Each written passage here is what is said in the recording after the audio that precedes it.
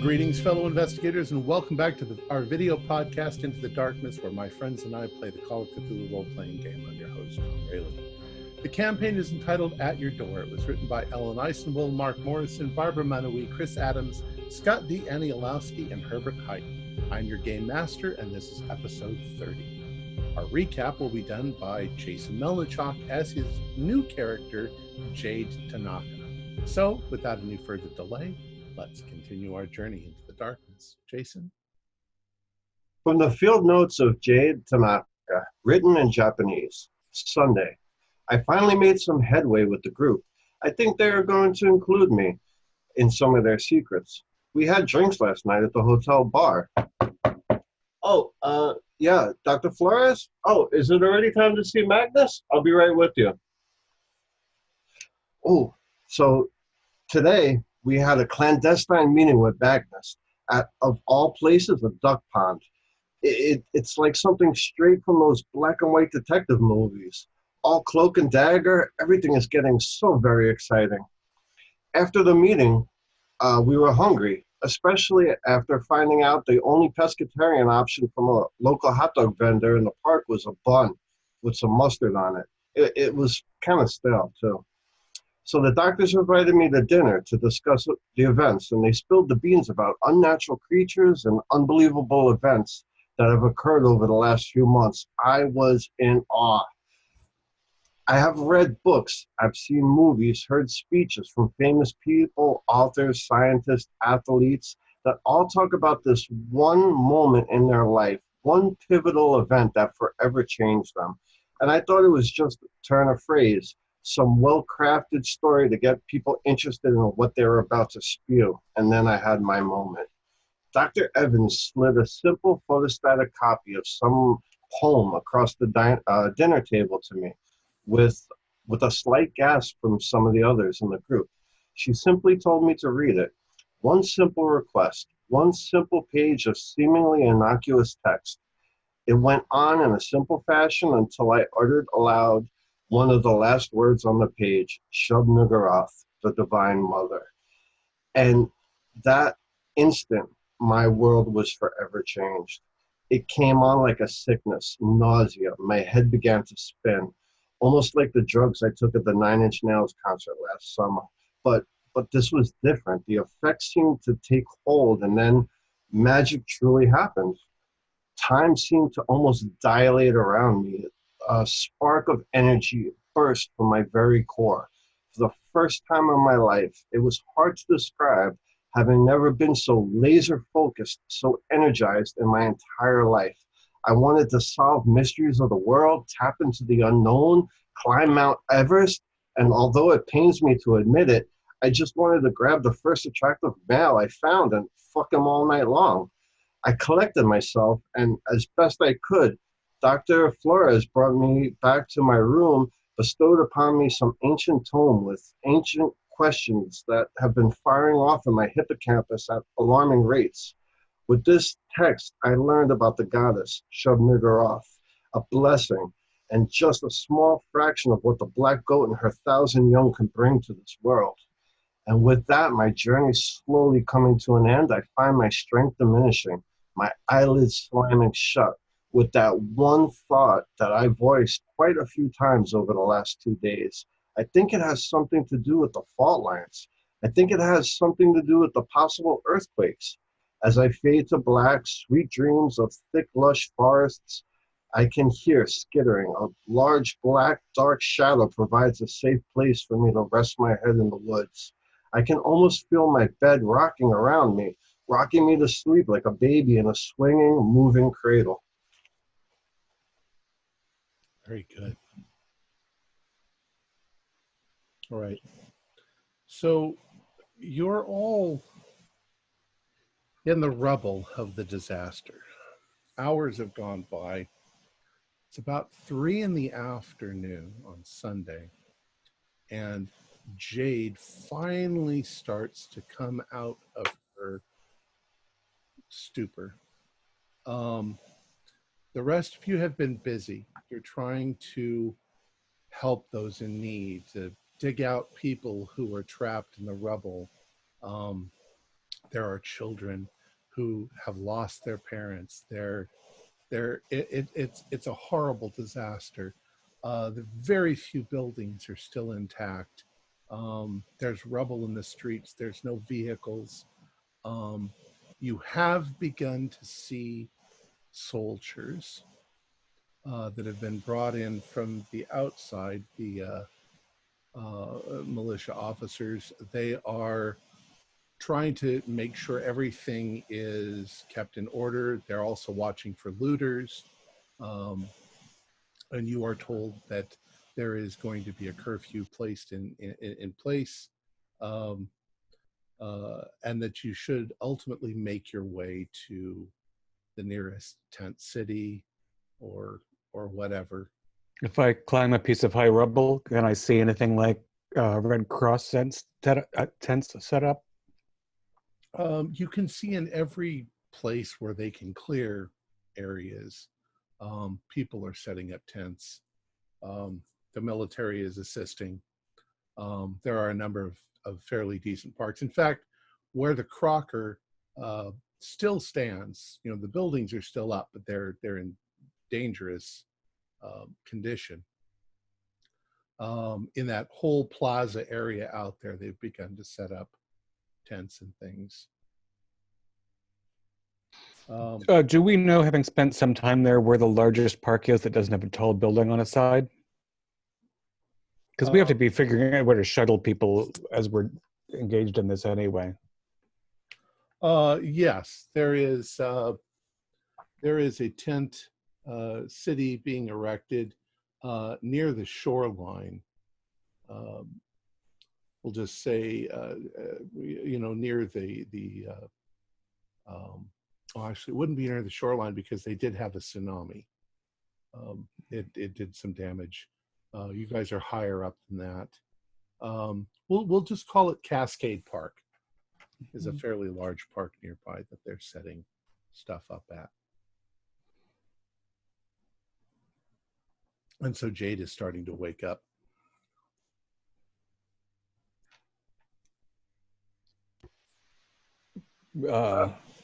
Hell happened?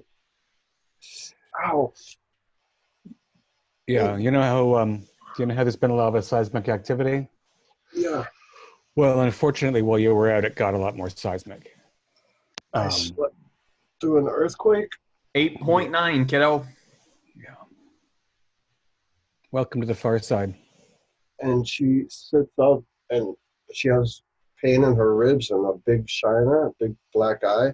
And she looks at the destruction. You see tears just well up and start rolling down her cheeks. And she's like, did I do this? No. That thing you gave me last night. That wouldn't have caused this. And then she's just crying. And she kind of buries herself in her knees, wraps her knees. And I'm starting to learn why our colleague keeps carrying us around. Pulling the nerves. You want one, Jade? I don't normally smoke, but yes. That colleague's name is Heather. My goodness, you don't see the name right in front of you, and it's just totally blank. Yeah, Heather has picked up, or her habit's gotten a little heavier. Margaret, do you want to take Jade to the tent at the park? She's going to need about 16 gallons of lemonade if we can't get something stronger in her. Yeah, here. I'm going to move to the densest area away from the National Guard or whoever, so that they don't give me the boot before I dig out the last person I can. Hold on, before we split up, Don, isn't full wilderness right around the corner? If the building is it structurally unsound, Jade? Was there anything that could get out if it building came down? Nothing was left there. That they tell us. I'm just true. It's just something to think about. I feel like they tended to contain things elsewhere and keep their nice building downtown for the philanthropists to visit. But who knows? I'll be curious to see how the circle of stones looks like when the fires are out. You also have not heard anything, of course, from your assistants. 7 in the morning, they would have probably been driving up to Zimvotech. So that's just outside the city.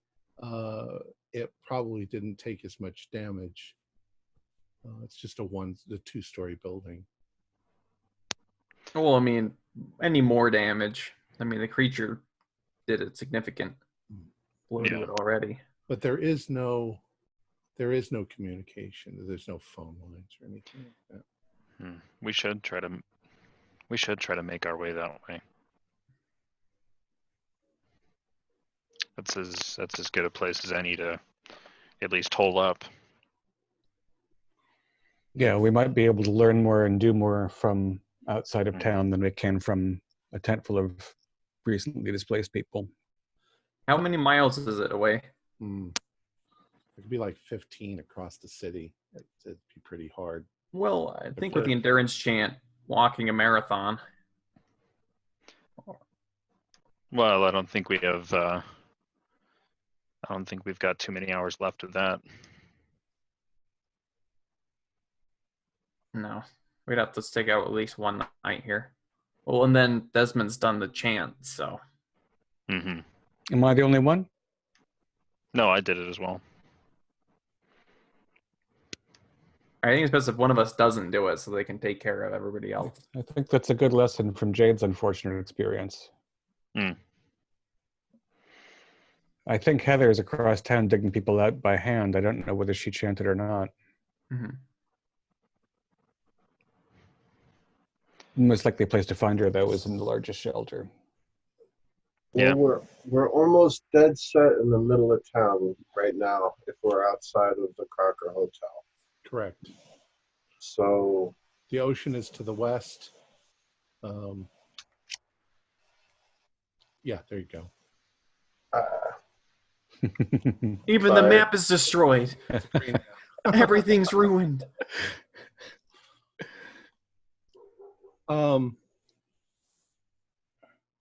Someone find that puppy. Yeah, it's. I'm gonna. Did I already have you guys do sanity rolls for this? I think Last time you said that anybody doing the endurance chant to help dig people out would avoid it.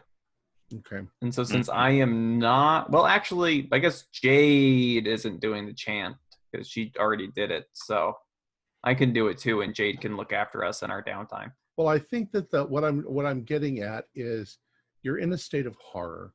There are dead bodies. There are dead body parts. There are children trapped in the rubble that you're trying to get to.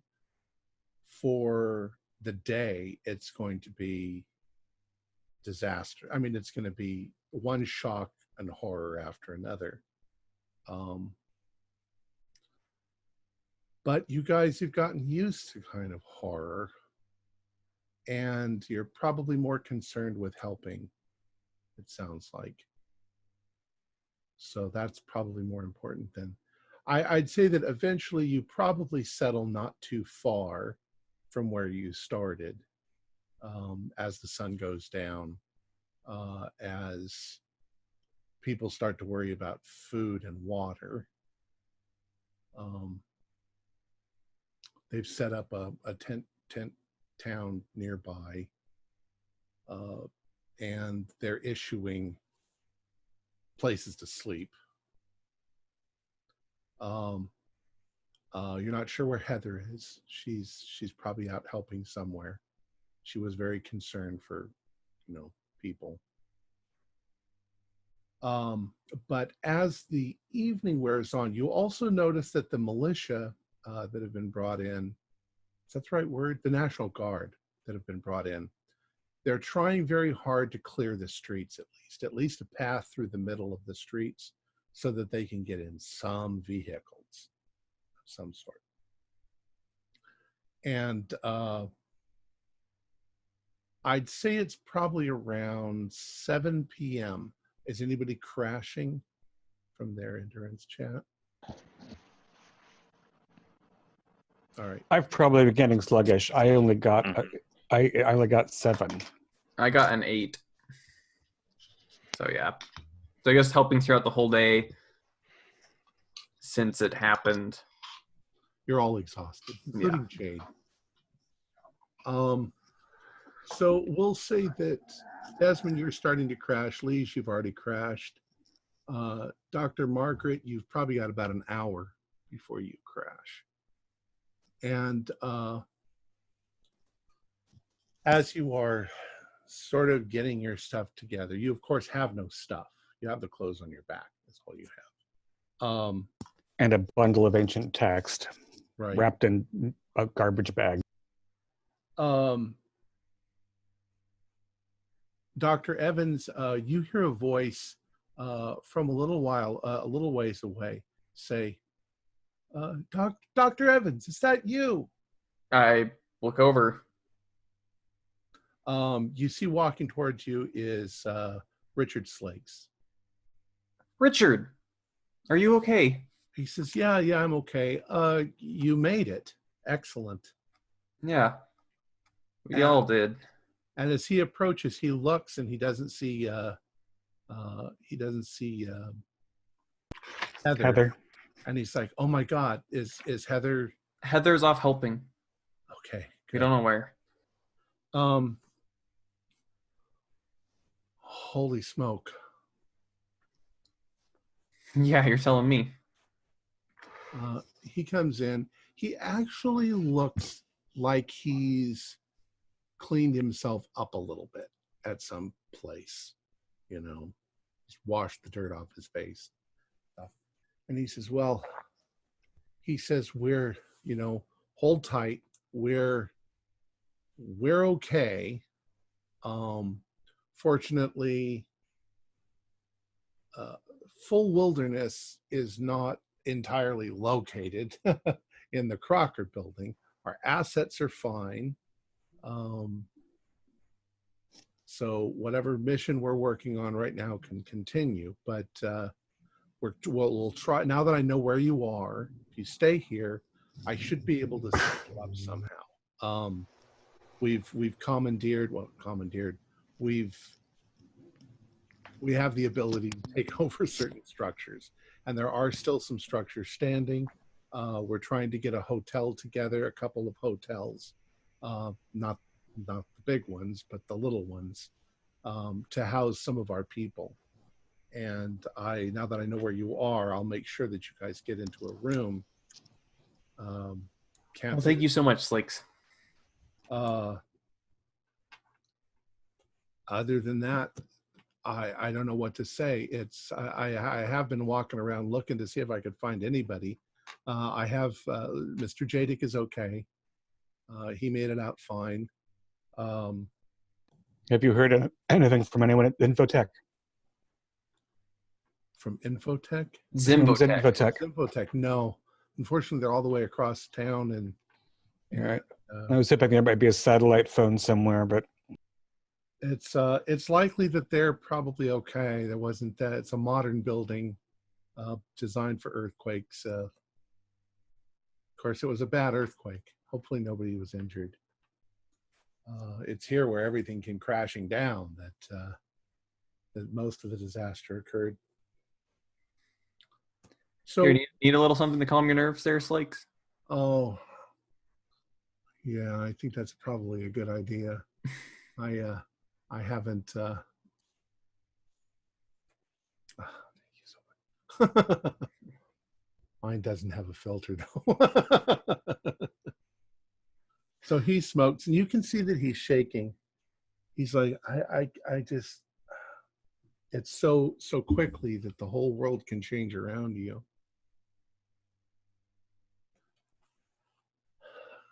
If I can bring you some info, I'll bring you some as soon as possible. He says this is not what anybody expected.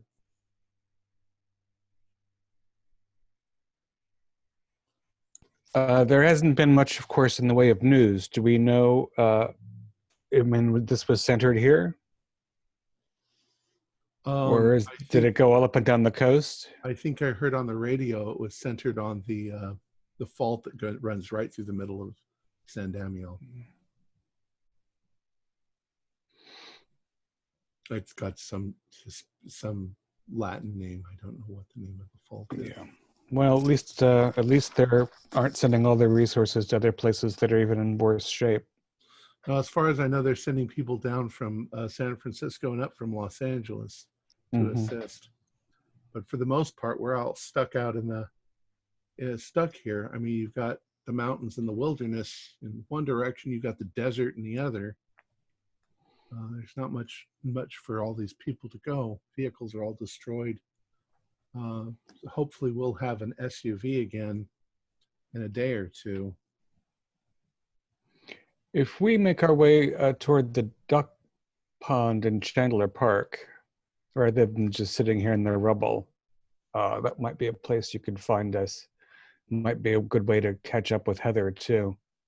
Once you've figured out if there are going to be accommodations in town or on the outskirts. Where is that? That's near the university? Chandler Park's part of the university, greater university campus. And there's a duck pond in it that's pretty well known. All right. That's where we'll look for you then. It's funny the ducks didn't fly inland when they had chance. Oh, I don't know. We were there. They had more than 12 hours to get out. Anyway, I better go back. I'm just so lucky that I found you. What are we going to do for food and water? They should be bringing in food and water. It's not going to be much, but that's the highest priority for the National Guard. Yeah, and any spilled box of ho-hos we see on the way there, I think you should eat, Jade. And as much water and anything like Gatorade or whatever we could find. I'll even drink a Mountain Dew. Well, there's a curfew. Curfew is, what was it? Say 6 or 7? It's 7 o'clock. Yeah, so we don't have time to get to that park tonight or today. Oh, right. That wasn't in walking distance. We took a car there. That's true. I was hoping to see Magnus and maybe therefore Heather. We don't know anything about Magnus and half of our staff.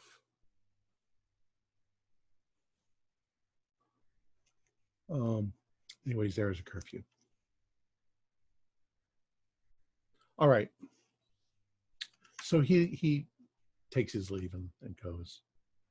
What do you guys want to do? See, it's the evening. Fortunately, maybe unfortunately, it's hot and humid. I would like to see if I can walk around the perimeter of where we're at, not get out of visual distance of the group, and try and see if I can collect any supplies from anybody willing to give anything up. And I know it's a disaster zone, but I'll try and charm them. You know, she's still an attractive young girl, and she's going to use whatever she can to get a can of Coke, some 20, whatever she can get out of. Even there's some National Guard people walking around. I think you're better off looking for a 7-Eleven with only one wall. Well, I mean, if I could find that, for 100% we'll go in there. If that's not an option. 8 p.m. to 5 a.m. is the curfew. Desmond, there's a curfew, but where are we supposed to go? Be inside. There's a curfew. Well, fuck you. There is no inside. You have to stay in the tent city. Right. There are guards everywhere. And they shoot looters. Yeah.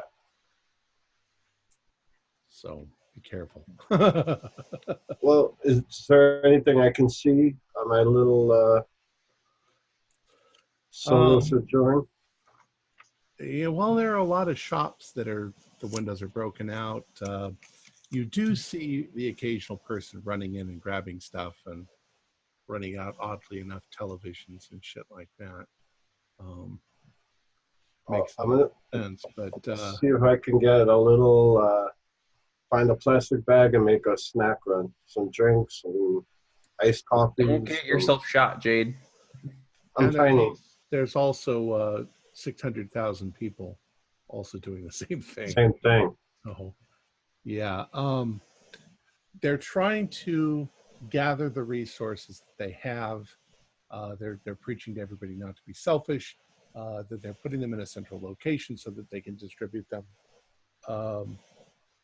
But you're walking around, and let me ask you to do a listen roll.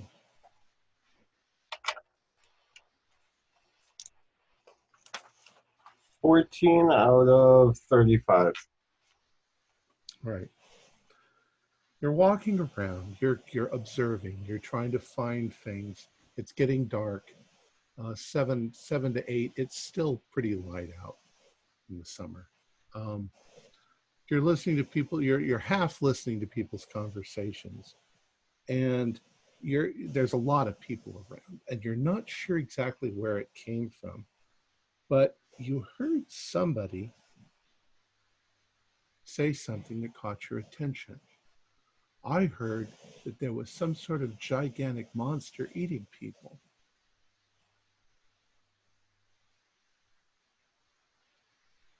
So once I hear that, I stop and try and see if I could hear any other response to that, or Well, you sort of hear people laughing, and you hear,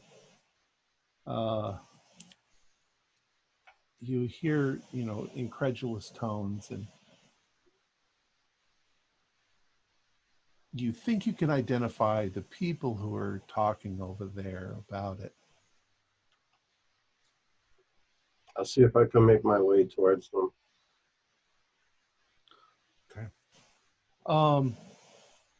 Well, I heard that the earthquake swallowed people whole. So, well, I heard that there was a creature that came up out of the ground during the earthquake, and it grabbed people and pulled them back under with it. Can I see who's saying that? Yeah, you can see there's a number of people sitting around talking about this. I'm gonna focus in on that person and just be like, I heard the same thing. What do you know anything else about that? And I want to do a psychology roll on All right, do a psychology roll. them. Oh, 6. I only had 20, so. Well, it has the ring of urban legend. Nobody there saw anything, but they heard from someone who said that they heard from someone that there were monsters eating people in the city. It could be trauma. It could be, well, considering what you guys know, it could be anything. Well, we do know that there is some alligator bear thing somewhere. It's also still getting hotter, and it's so late in the season.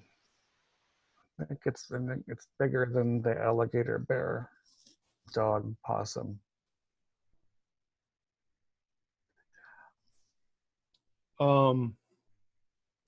Mostly, other than that, you hear people talking about friends they can't locate, family members they can't locate.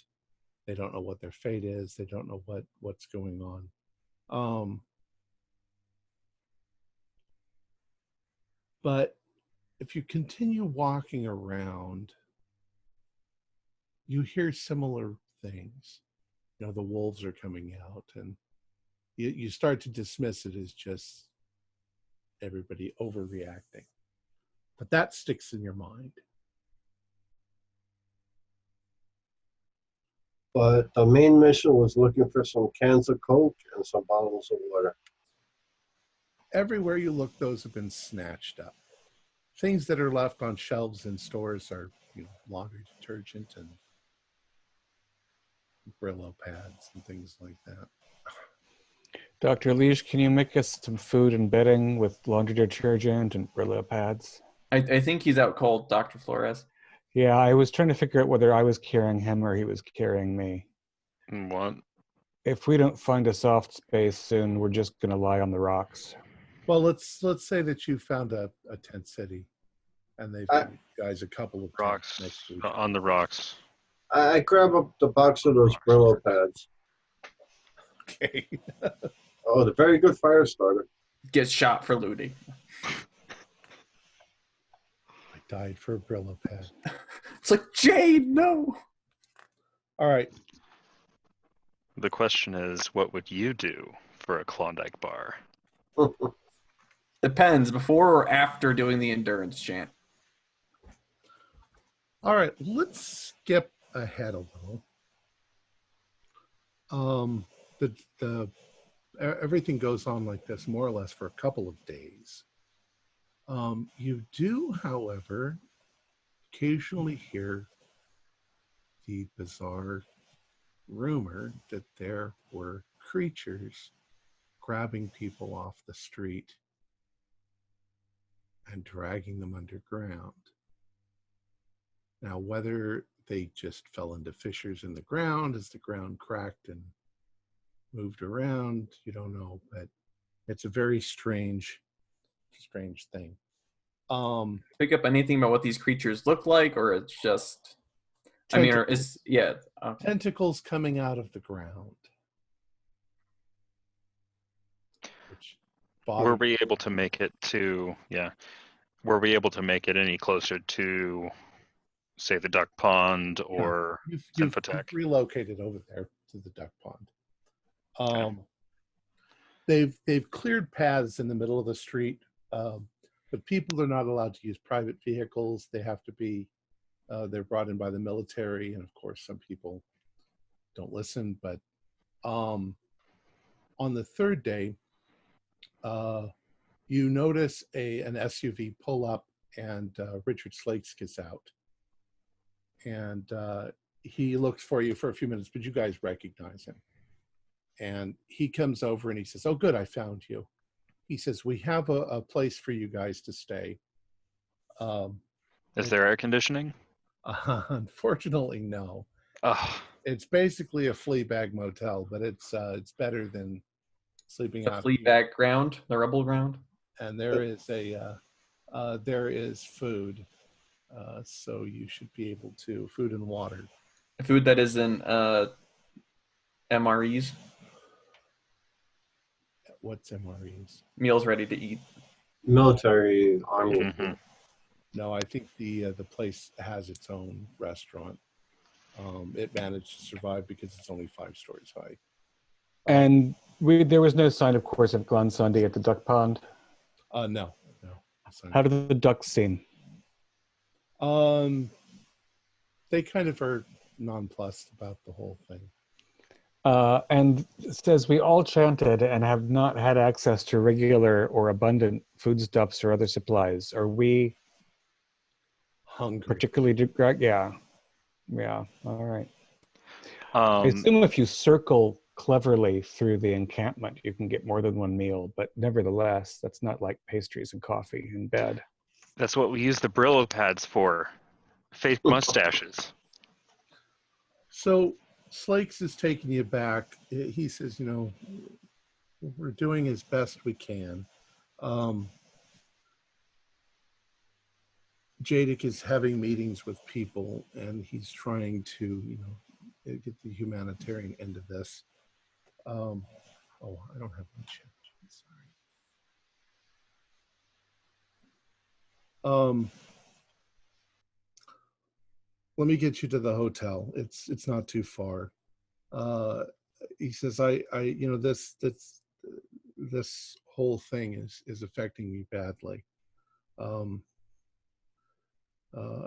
He says, I keep smelling the burning rubble, and this is last night I had horrible dreams about children in a refinery fire. It's just I could smell the burnt bodies. Well, to brighten up your day a little more, there's rumors circulating in the refugee camps about creatures pulling survivors into the earth.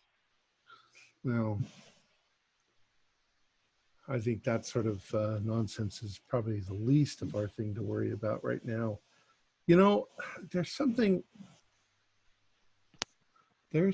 I have been meaning to. I don't know how to say it. Well, here, I have more of these. And you can see I wouldn't say he's upset, but he's like, I told you that I would bring you some information. And I don't know if this means anything or not. He gets you to the hotel. It's the Hotel Morpheus. He says, I'll show you when we get you in there. The Hotel Morpheus is actually located not too far from Thor's gym, which you were familiar with. It's the place where Jenny's gym. Hotel Morpheus is 5 stories high. It's an old building. You can see that it's pretty run down. It was run down before the earthquake. And you go inside. Your guess is this might have been used for prostitutes at some point. The place reeks of cigarette smell. And it's $37 a night, which is not much. They're still charging? Yeah.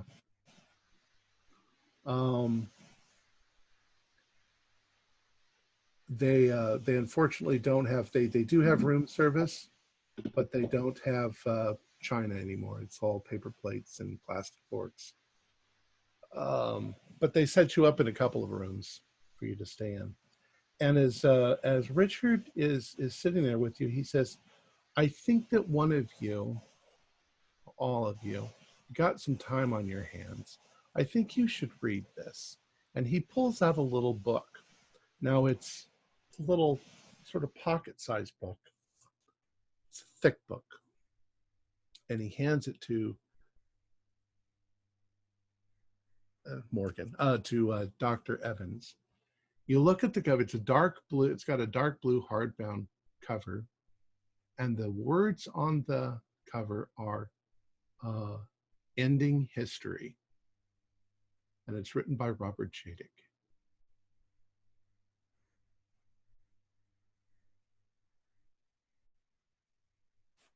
What is this about? Well, you know that Chadick is less of a humanitarian and more of a nature freak. Loves nature. This encompasses at least part of his philosophy. And I never really thought much about it until now, but I think you should read it. What, you think that Jadick has been using the information that we've been giving him to try to cause this? I don't think anything like that. I'm not sure that Robert would ever do anything directly, but he might take advantage of a situation if he can. Is this a publicly published book, or is this something that only the Council of Elders got a copy of? It's something that only the members of his tribe get a copy of. And I'll start like I'm not glancing sure that through any it. of us really agree with it, but maybe on some level. It's mostly philosophy. Anyways, read it. And we know where you are now, so we should be able to open up a line of communication. We're going to try to get satellite phones for you. Do we have any credit cards? Do we have any cash? Well, We're still fluid, so your credit cards, I don't know that you're going to find any place that credit cards are going to work, but we can get you some cash. I think that's Please. perfectly reasonable. I'll see what I can do. By tomorrow, I should be able to get you guys some, a few $100, maybe $1,000 each. Thank you. Pockets. And don't worry about your salaries. They're still. You're still getting. I wasn't entirely lucid when last we met. How are our students doing? Well, they are currently in tent cities also, but on the other side of town. It's a little harder to get to them, but we'll try to get them here to the hotel as well. Probably within a day. They are doing all right? As far as I know, they're fine. All right, that's good. Thank you. Okay. And he looks at you and he points at that book, and then he's Well, I'm going to start reading it. all right. Did anyone else find that somewhat ominous? Disturbing, yes. I Look, wonder what we're going to find in there. We've given a man who's obsessed with nature, who would happily have humanity step away for nature to reassert itself, and we've been feeding him secrets of how to summon some alien creature with apocalyptic potential to this planet. So I'm a little worried about it, Liege. Yeah, just a little bit. Oh, that was a drastic leap of logic you made, but honestly, it explains our mole. Yeah, we've seen crazier things. Is there an index in that book, Margaret? No, it looks like it's just it looks like it was originally typewritten on standard size paper, and then it was reduced in size and bound hardbound in a book. It doesn't look like a professional binding. It looks like makeshift sort of binding. The type is half size, so it's a little eye strainy to read. But right, I'm sure they didn't hand this off to some publisher to make its home project. So do a 1d4. It's 300 pages. 4. It's going to take you 4 hours to read it. Okay. Okay. So let's just assume that you all do things for 4 hours, but gorge ourselves. Jade, I can talk over our other text. Yeah, I was going to say, I wanted the first opportunity, I wanted to discuss what I read the previous night or 3 nights ago. Yeah. So, and if we, as much food and coffee as we can get in here. Okay. Mm-hmm. No matter how bad it is. Hey, did we pass Thor's gym, or is it just the same area? It's almost just like three buildings down from Thor's. How did it take the quake? Looks like it's a little damaged, but it's pretty okay. It was a single low and cinder block, so yeah. Room service is very slow. And as I say, they bring it in on paper plates. You don't really have you don't have a choice. It's just basically food is what you get. Mm-hmm. It's Asian food.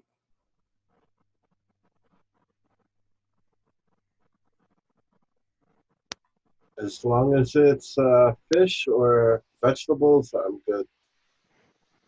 Well, for at least 3 of you, some of it tastes a little familiar.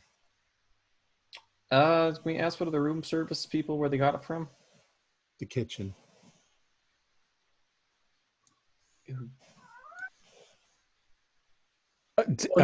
No, because the room service people are gone by the time you're eating it.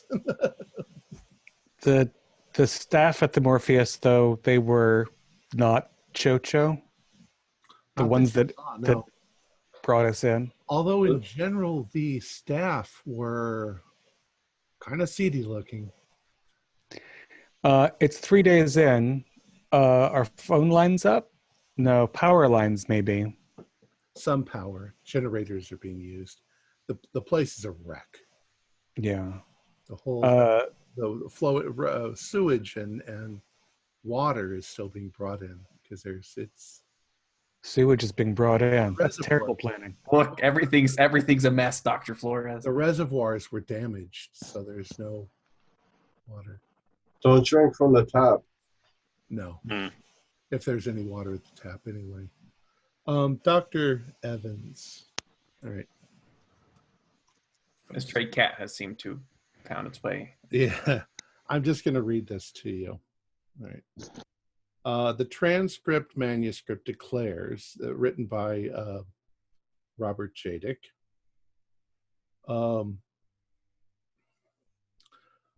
In the opinion of the writer, human civilization is a cancer upon the earth. Humanity has overforaged and ruined its natural ranges. Tribes of men are one with the beasts of the forest. All must be culled when their numbers grow too great. Nature has not yet culled humankind, for people have grown clever. But she will, for humanity is but a part of wilderness. To be lastingly safe, humanity must regain its humble equality with the other denizens of nature. Left to its predilections, humanity will unfortunately recapitulate its arrogant and disastrous growth again and again. The solution is simple.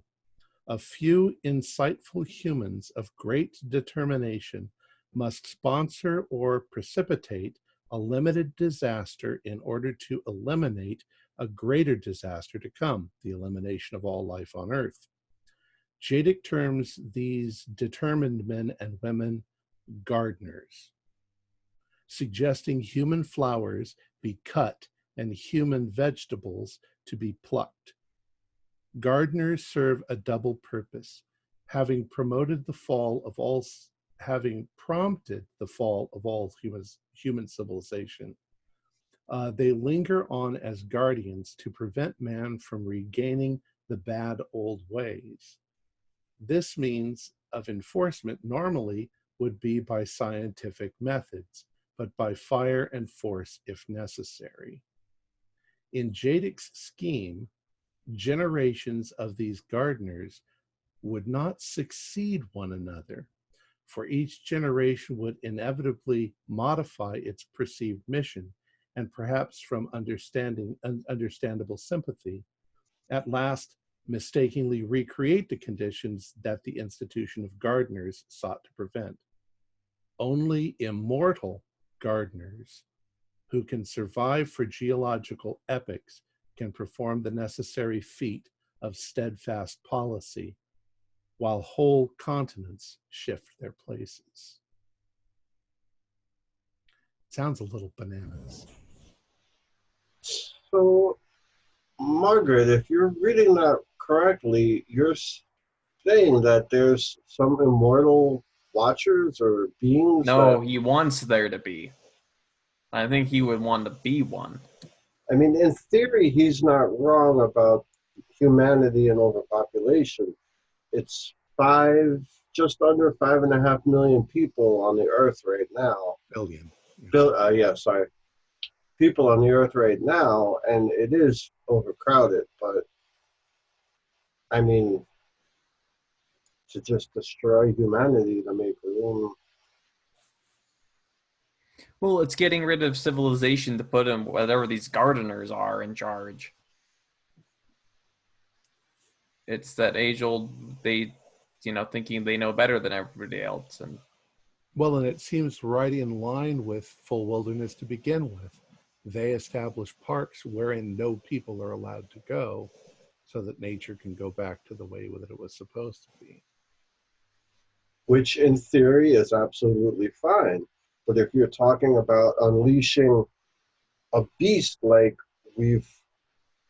or the other group, you guys have seen and I know exists, I don't know where that fine line is drawn. well, he obviously doesn't understand that this planet means nothing in the grand scheme of everything, really. I mean, these things come from wherever they do, and they are so much greater than anything here will ever be.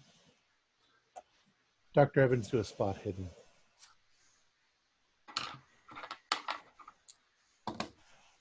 34 is a hard success. All right. While glancing at the physical book itself, you notice that it's dated about 28 years ago. How old did Jadek seem? He's in his 60s. He's in his 60s. He seemed like an old man, like an older man. Yeah. A healthy more or older, less. older man. A Everything of his that I read that inspired me came later than this. He beat It's been the evolution of his thoughts. It's the origin of his thoughts. Didn't he beat cancer a few years ago? Did he beat cancer before or after he wrote this? After. Many decades after. Also, I mean, I don't really have to say this, but you guys were all kind of on board with this too in the very beginning, before you ever met one another or met this. You guys were, monkey wrenchers, and drastic measures needed to be taken before. Well, like I said, he's not wrong about the Earth being overpopulated, and through maybe sterilization of the people and giving out of condoms and stuff like that, we could lower the population. But mass destruction of the populace is drawing a fine line.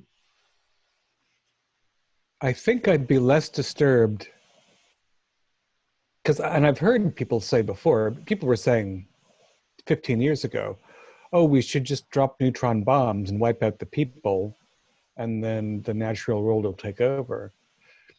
That's insane, but it's at least grounded in something. Whereas this idea that he and others, and I think we're being groomed, that we would get to be eternal guardians deciding what happened, that's insane. It's intriguing. It's fascism, though.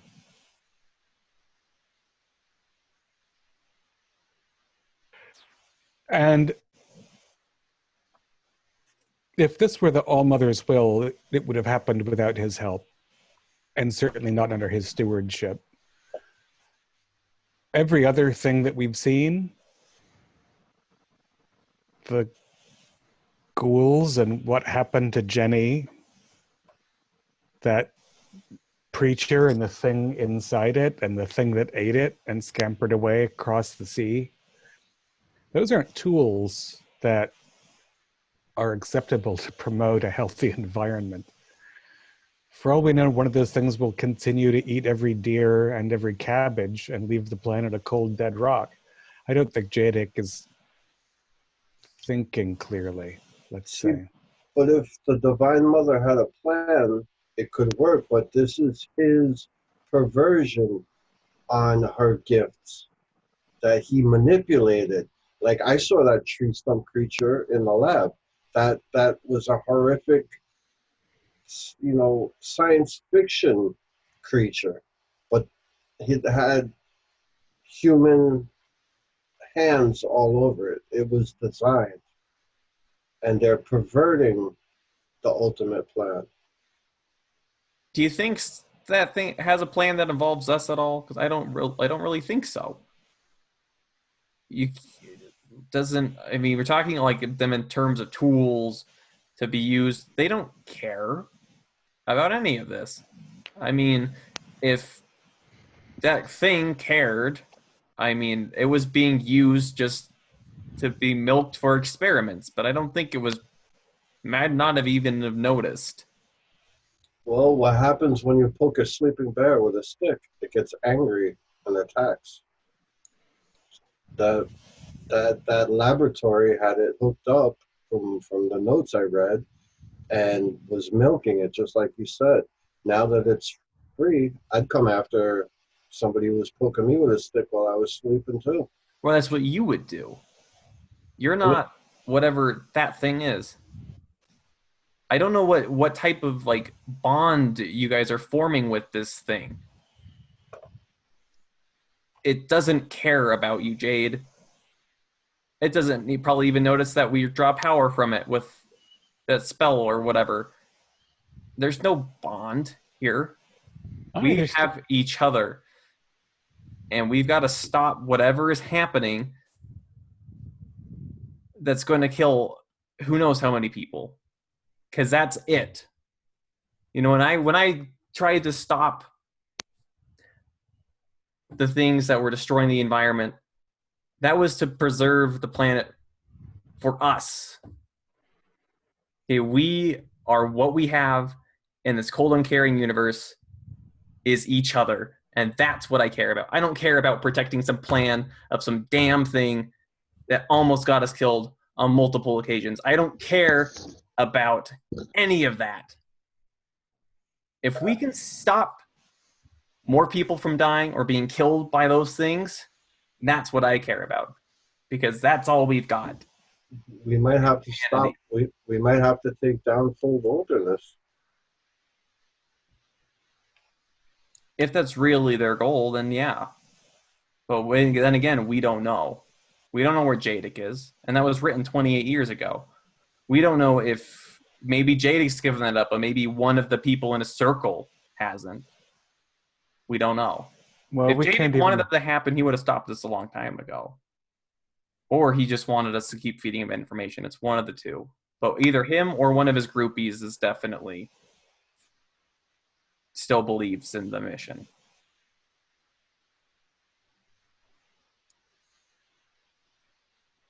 Well, I think it's worth noting again that something started here before we arrived.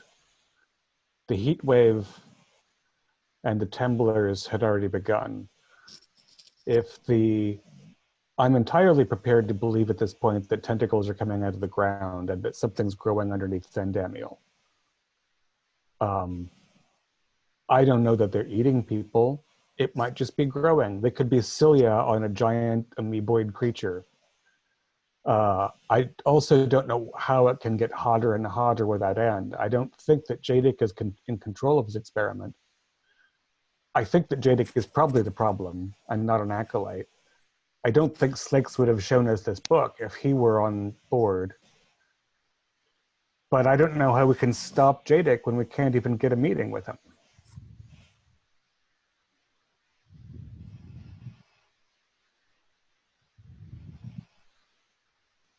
And by the way, he's always flying around the world on a damn jet, which has always pissed me off.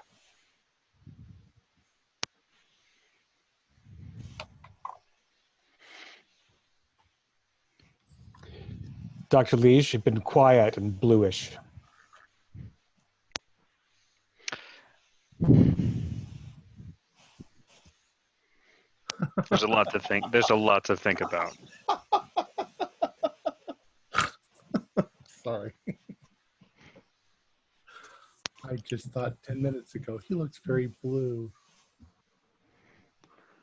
Yeah. it's that seedy motel light. Yeah, the gas fire across the street is. But yeah, there's a lot to think about. All right. Jumped ahead to the next morning. Two things happened the next morning. The first one is you start to explore the hotel and you make the discovery that they are in fact not cooking at the hotel, that they are having food brought in from the Black Dragon restaurant, which seems to be doing just fine. Called it.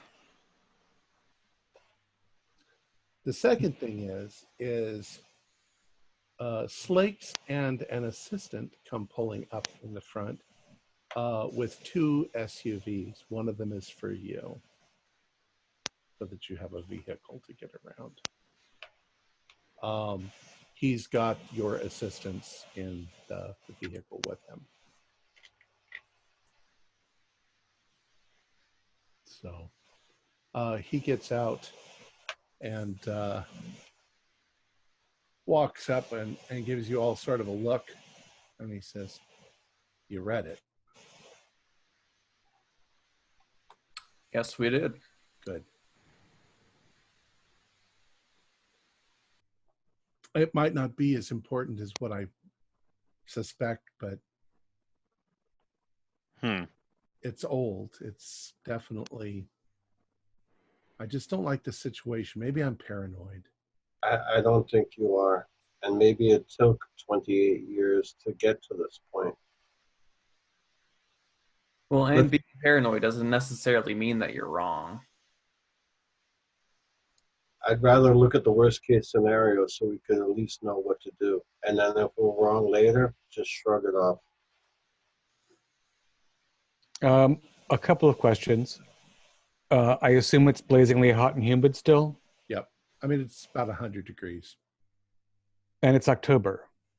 So It's even, yeah. So that's pretty exceptional. It usually starts to cool off, yeah. Any further seismic activity? Oh, Just yeah. normal small aftershocks or large aftershocks? Or the largest aftershock now is about 4 or 5. So that's still knocking things over. Oh, not really. A little bit. Yeah. If Right, there's 'cause something it's that's really exponential. damaged, if there's something really damaged, then it might fall. So people that they've put up barriers now. I mean, not barriers, but police tape around things that they don't want people to go near, or buildings that might fall. And as far as we know, there hasn't been any interesting, say, helicopter TV coverage of snaky things coming out of the ground. Nothing like that. No, there have And been. the rumors don't feel the rumors haven't gotten more substantial or specific. No, it doesn't seem like it. We need to find some place to eat that isn't the. Black Dragon. Well, Ideally. As long as Mr. Slakes, you've been frank about the ending history, you shouldn't be eating at the Black Dragon. They're cookbooks for people. Yeah. Yeah. Did you read that report? That was. I gave that report to Chadic directly. Now, I don't want to give you the wrong impression. I've admired Robert Chadic for years.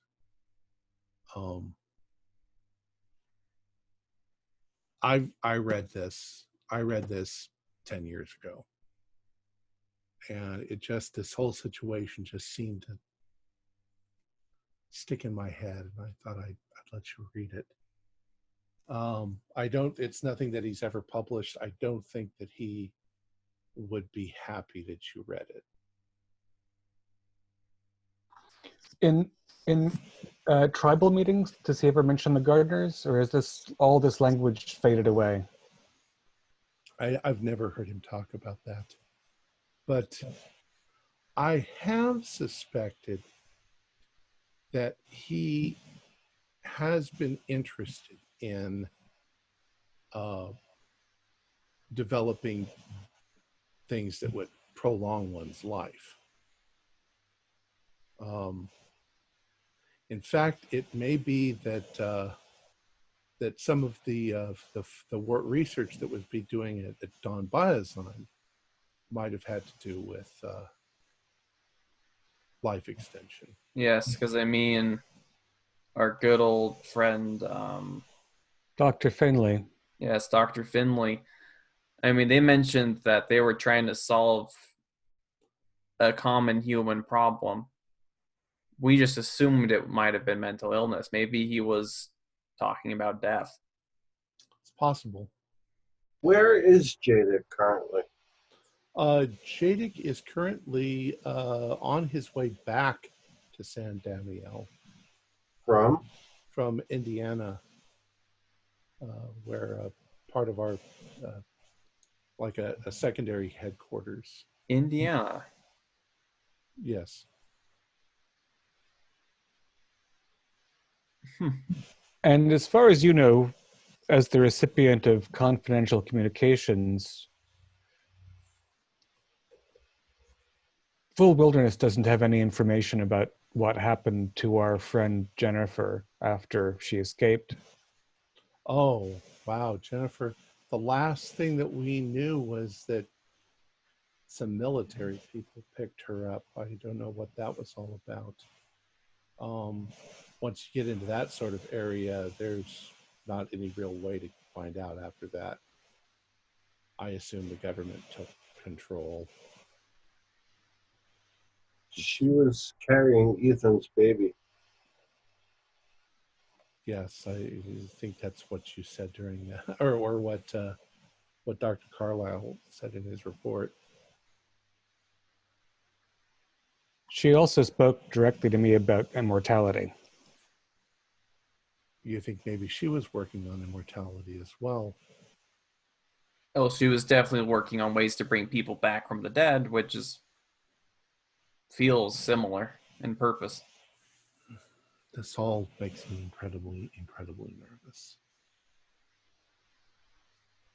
Which is why I said, let's take this for face value for now.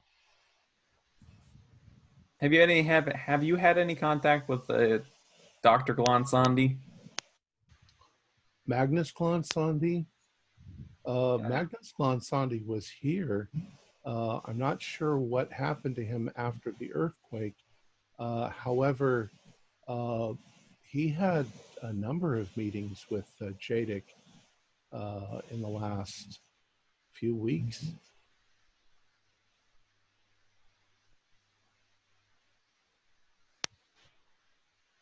No, I just knew that he was in town. I was just curious if you had heard from him since this. But Well, thanks. you know, I don't really know the whole thing. They were rather covert about what they were doing. But I did, you know, I got the impression that they seemed to be onto something that was going on, and they were very reticent to discuss anything about it until they were sure. I assumed we would get a memo at some point, but we never did.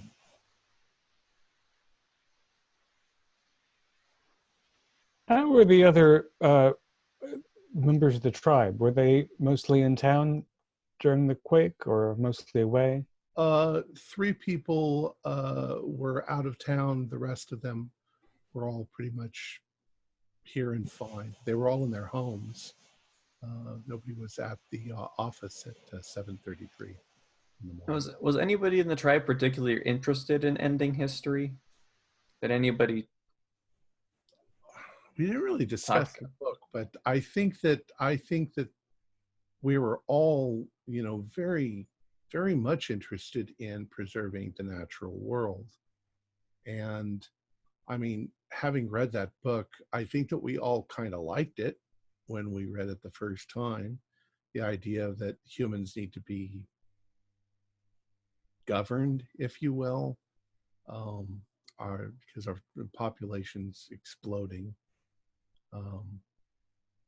We're becoming more of a virus. This isn't my opinion, of course. It's what the book says. I can't completely disagree with it, but I think that it's naive and drastic. You know, I mean, there's parts of the book that make it sound like that you need to, you know, if you read, like, I think it's in chapter 3 that he talks about a systematic warfare between countries with the sole purpose of eliminating most of the, I'm trying to think of the phrase that he used, the viral load? Yeah, i.e. not getting rid of the intelligentsia, but getting rid of the dumb, less educated population. Those are the kind of soldiers that go to war, not the intelligence. The intelligent ones go into the Air Force. The less intelligent ones go into the Army, where you can just sacrifice them all. It's a ridiculous proposal, but it's not something that I haven't heard before in other philosophers. It's just ridiculously drastic. How can you remain moral and still and propose such ideas? Well, let me. I was just going to ask, the home base, the full wilderness building that's here, is it still standing? It's standing, but they are not going to let anybody in there until it's been, assessed by city, whatever you call it, architects, make sure that it's still sound. I doubt that it's still sound. I mean, I could feel the whole building twist side to side in the earthquake. Well, what I'm getting at is, hypothetically speaking, if Jadic is behind some of this, would there be evidence there, and could we get our hands on it? I don't know how we could be behind any of it. It's an earthquake. I'm not saying the earthquake, just we've all seen the creatures, we've all read the reports. Well, not all of us have seen the creatures, Jade. Look, I know you're enthusiastic about all this, but you weren't there. The creatures that were that I spent 2 weeks doing research on while you guys were in the field, the tree stump creature. So you saw that one, but that was given to Jadic by a Peter Tate, who was probably dead. The thing that we saw in Canada had nothing to do with Jadic. It was some other monster. Jenny was Don Biozyme. Who's to say all of these companies aren't passing trade secrets back and forth? Why would Jadic want us to stop Don Biozyme or look into any of this if they were already passing him the information that he wanted? Why were we in Toronto, though? If not to investigate, if not inadvertently facilitate what happened at the Citadel? There's a piece of this puzzle we're missing, and will connect, at least in my opinion, it'll connect all of these incidents together. There's something at the top of all of this. But I mean, that creature, that whatever Pastor Lowly ended up being, would have awakened that thing anyway. That was its end. That was its goal the whole time. That's what it felt like to me anyway. But there's still got to be a one commonality that's making all of these other incidents happen now. Why did that creature come, this statue? I'm not disbelieving you. I fully believe that a statue came to life. No, don't. Look, that thing turned people into goop on the ceiling to steal some of that milk to awaken its god, or whatever it perceived that to be. Right. That was its own prerogative. I don't think that it was in league with anybody. I'm not saying in league, but what is the one factor that started all of this? Something had to start this. Or randomly 6 different creatures decided to awake or be genetically... No, Don Biozyme was behind most of this. Keep in mind, though, that the Rothmilsum and Finley had a direct relationship. Right. That's why we went to Toronto. Right. So we have Finley as a common cause, a connection, if not a causal element between everything. All right. I'm just saying. But Finley isn't working on his own. But now, Jade, you are right. Full Wilderness was giving Don Biozyme funding. That is correct. However, I do believe that there is not a grand sharing of information. I am of the opinion that we were specifically sent to discover what was being hidden from Jadic and to tell him now. Maybe I worded it wrong, but my essential point is there's something, whether it's communication, friendship, whatever it is, something spiraled all these other events, I bet. If we find that one factor, I think everything in this bizarre past few months will connect to this one source. Be it a person, a place, a thing, a new drug, a new maybe I the wish I milk. agreed with you, Jade, but I don't think that there's just going to be one simple silver bullet to kill our monster here. I don't think the world works like that anymore. I wish that there could be one thing to explain this all away and we could go to one place and solve all of our problems and put everything right again, but I don't think that's the case here. I think that there is a relationship, sure. Were the same people involved in multiple things? Yes, but there are multiple parties at play here. There are multiple objectives. There are multiple people involved. There's a lot of different motivations. We're not going to find one. There's not going to be that one connecting puzzle piece. I wish I could believe that there was, but I don't. How's Richard Slakes taking this conversation? Does he look more confused and upset or less? Well, he's read all of your reports. He's more or less just listening to you. Mr. Slakes, let me ask you, there was a bit of a, PR piece, I certainly accepted at the time, that in a sense, Mr. Jadek overcame his cancer by communing with wilderness and maybe, consuming probiotics and doing yoga or whatnot. Do you know if he received any other treatment? And is it possible he had any treatment from Dr. Finley? I don't think that he received any treatment at all. At least his claim is that that he originally was diagnosed at San Damiel Hospital, and that he was told that it was terminal and there was nothing that could be done. So he left civilization and went out and became a pretty much hunter-gatherer, living a almost prehistoric. Where does he do that? Or is that something that he talked about in his book? Yeah, he probably did. He did it actually out in the I forget, Sonoran Desert or someplace remote.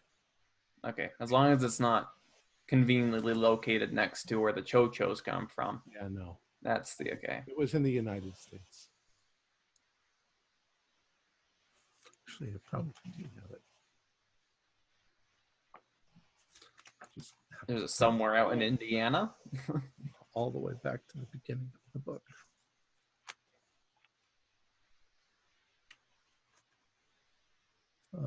Let's see.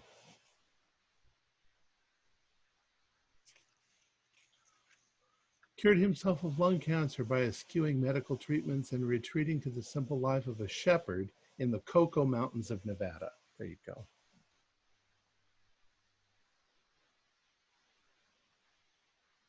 And his cancer miraculously remitted and vanished. Then he became a pastoral hunter-gatherer, spending several years severed completely from human company, returning to civilization profoundly changed by his experience. And that part of his biography is before ending history? No, it's after. It's after. It's after he'd established full wilderness and was a noted figure. He got sick and then went hyper paleo. Just before he did full wilderness. Uh-huh. Well, he founded full wilderness with like the proceeds from his book, didn't he? He came back. He wrote 2 books and established full wilderness. Correct. And did he base full wilderness in San Damiel because he's from the area? Yeah, you're asking me questions that I'm just making up answers to. But Sure. Yes, sure. Okay. Sure. It's a nice place. Not because he knew there was a giant ancient creature under it in a fault line. Right.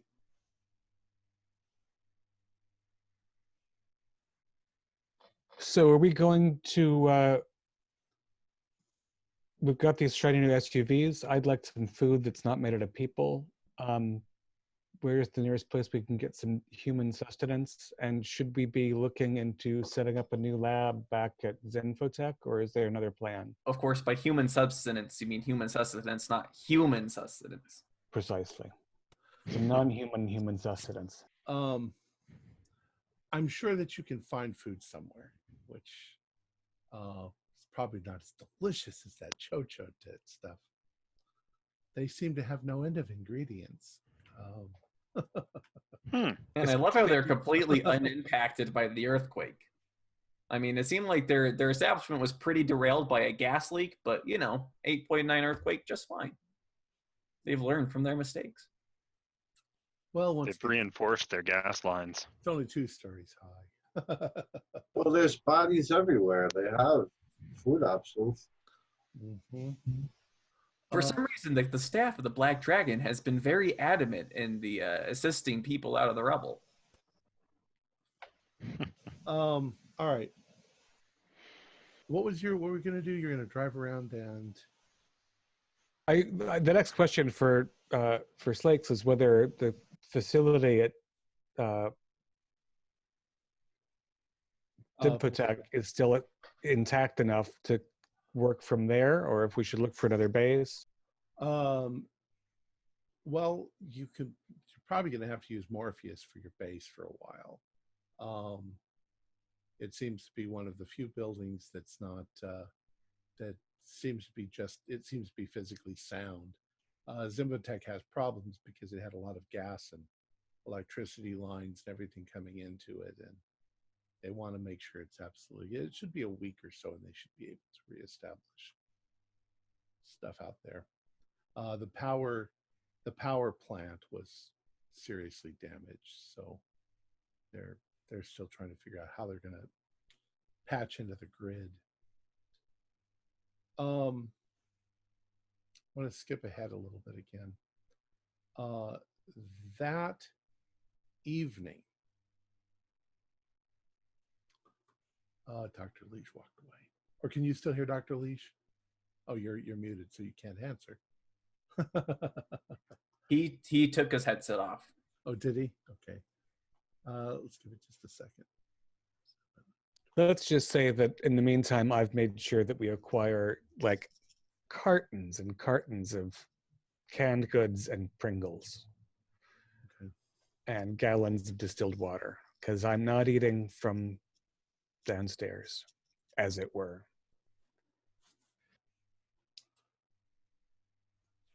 All right. Well, we'll say that Dr. Leash is in the restroom when a young man comes up to the door, knocks on your door, and he hands you a note and immediately turns and walks away. It seemed very odd the way that he did it too. It's just he walked up, he handed you the note, and he turned and walked away very quickly. What is this? Are we like piled into 4 rooms at the Morpheus, or you're in? Yeah, okay, 4 rooms. That's good enough.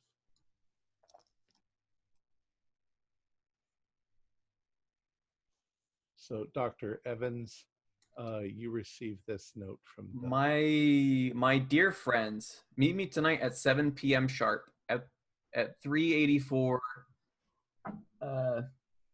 Brandywine Street, room 222 in the rear. Failure to keep this appointment compels the most dire consequences. P.S. By special arrangements, gratis meals await you in the Morpheus dining room. Be my well-fed guests for the gracious remainder of your stay.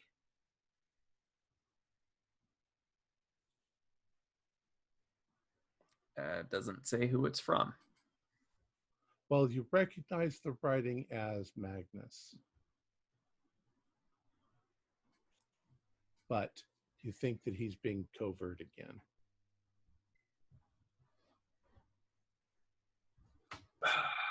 It looks like it's just scrawled on a note of some sort. And Margaret, the young person who gave you this, you didn't notice anything about them?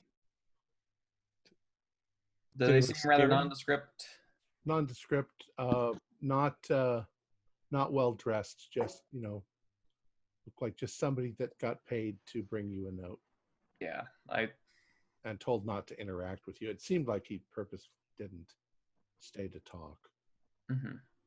And is there a 384 Brandywine? Is that a real place? Yeah, and it's not too far away. Really couldn't be. Is any like local map or guidebook, whatever we have, does it state that it's like a hotel or like lodging? Well, you don't have any kind of hotel, No, we don't have any. Map or anything. Well, there would be something at the Morpheus, wouldn't there? A local guide. This It was is destroyed in the earthquake. This is one of those in and out hotels, remember? Yeah. Literally. I didn't mean it that way, but now that I said it, yeah. Did you also have a mirror on your ceiling? Is that what you're saying? Oh, and a hot tub that reeks. Oh, it's not that classy.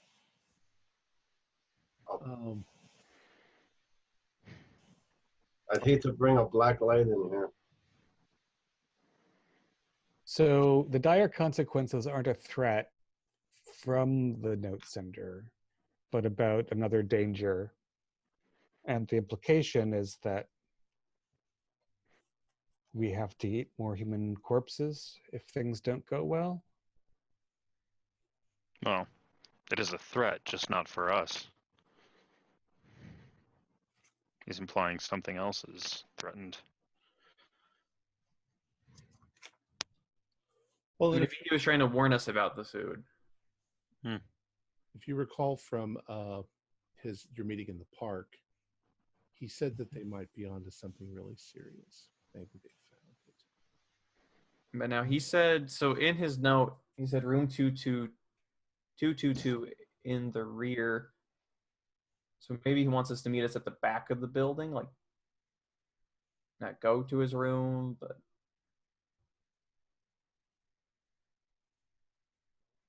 How long is it before 7 p.m.? Do we have time to case the joint at all? We'll see. You've got about 2 hours. Well, yeah, we should at least, and it's within it's walking distance. It's trivial walking distance. Yeah, probably. It might take you 20 minutes to walk there. I mean, I assume, how are the SUVs disposed of? We can't just park them in this mess. Did we? Yeah, they're kind of parked in the mess. Okay. They've moved rubble away from areas where you can put your cars. And there is, I guess, enough of a National Guard presence that leaving two shiny new cars in the rubble is right. Okay. Also, you're going there at 7 p.m. and curfew is at 8. is at 8. So perhaps we should prepare for a little bit of a longer stay. Maybe we should. We might not be able to move once we go over there. That's a concern. And maybe he's saying to eat for a reason. Maybe we won't be eating for a little bit tonight. Well, maybe. Well, we can, definitely eat before we go, but we should definitely bring supplies with us. We don't know how long this meeting, if you will last. Like I said, I've been stocking up on canned goods and sterno because I'm done with the express kitchen.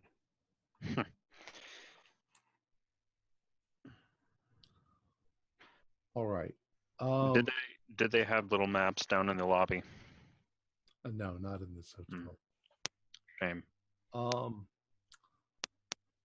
I think that I'm going to call it there. It's early, but we need Keith here for the rest of it, and Keith will rejoin us. He had a family emergency, so we'll just call it there, and we'll come back next week. Our players included Morgan Llewellyn, Brian Daly, Keith Craig, who is absent tonight, Jason Melnichuk, and David Gassaway with yours truly. As the keeper of the secrets, we're currently producing up to 5 shows a week with music and sound effects added in post-production in order to create a richer listener experience. We provide audio-only versions of our shows, free for you to download from Podbean or iTunes. The costs involved with the show are provided almost entirely by our patrons. Without them, we wouldn't be able to do what we do. We have a new patron, one of the players in our campaign. Brian Daly has contributed $3 a month. Thank you so much, Brian. If you'd also like to help support our show, please visit our Patreon account. Just $1 or $2 a month helps us a lot. You can find a link in the description below. Like, share, and subscribe to our channel, and punch that bell icon for updates on our latest shows. And leave us some comments. We enjoy reading them and answering any questions you might have. This is Tom Rayleigh, together with all the members of our gaming club, inviting you to journey with us once again into the darkness for another adventure into the universe of H.P. Lovecraft and the Call of Cthulhu role-playing game. Until next time, good luck and good games.